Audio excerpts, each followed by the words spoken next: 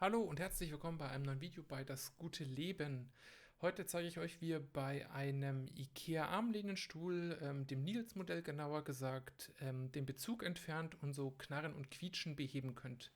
Wir hatten das Problem mit unseren 4 Stühlen, dass die alle ein bisschen geknarrt haben nach einer Zeit und ich zeige euch jetzt, wie ihr das am besten wieder repariert kriegt.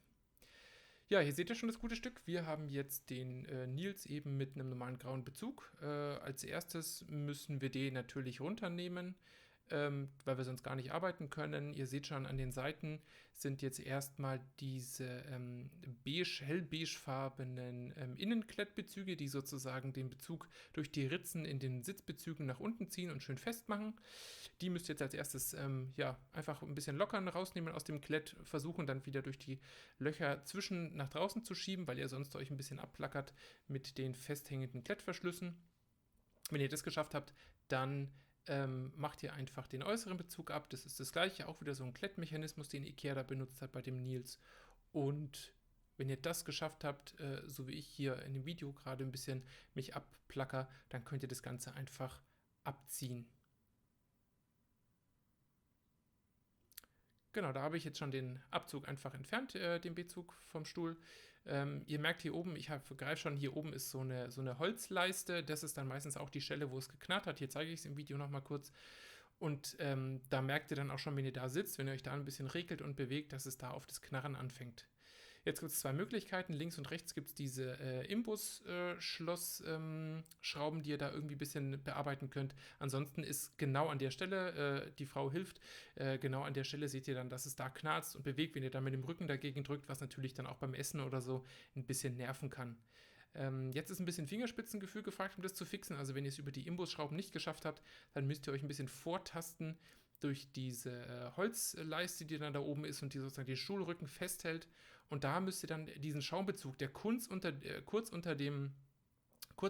Holzleiste ist, müsst ihr dann einfach ein bisschen bewegen, ein bisschen drücken, ein bisschen schieben, sodass das dann wieder in die Spur fällt sozusagen, also genau unterhalb der Holzleiste. Damit könnt ihr dann eigentlich auch schon ohne Bezug mal kurz testsitzen. Das war bei uns das Problem, das hat es eigentlich schon gefixt. Könnt ihr euch dann testsitzen und wenn das schon das Ganze war, der ganze Zauber, dann könnt ihr euch wieder an das ja, Aufbringen des Bezugs machen. Das gleiche Spiel wie am Anfang, die Rolle rückwärts, dass ihr erstmal die hellbeigen ja, Halterungen, nenne ich es jetzt mal, nehmt und dann eben durch die Löcher in der Stuhlsitzleiste durchdrückt, damit ihr dann von der anderen Seite schön drankommt, weil sonst ja müsst ihr immer wieder den Stuhl umdrehen, hin und her fummeln und so weiter und das ja, wollen wir auch nicht unbedingt.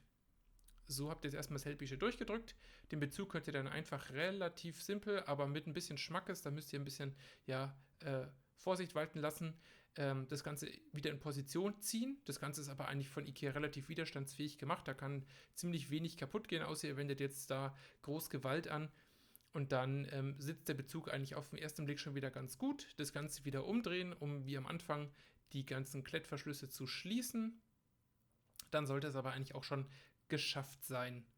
Jetzt nochmal dann das Ganze eben wieder von innen nach außen festkletten. Hier zum Beispiel wieder mit den hellbeigen erstmal an jeder Kante. Da müsst ihr die inneren benutzen, müsst ihr darauf achten, es gibt diese zwei Reihen an Klettverschlüssen, das innere und das äußere. Das innere ist eben für die beigen Festzugstoffe, nenne ich es jetzt mal einfach gedacht. Und die äußeren eben für den grauen Festbezug.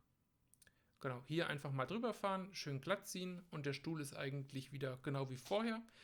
Idealerweise konntet ihr jetzt dann eben das Knarren entfernen und so ist der Stuhl eigentlich auch wieder super verwendbar, macht nicht mehr diese etwas nervigen Geräusche und ich hoffe, damit konnte ich euch helfen.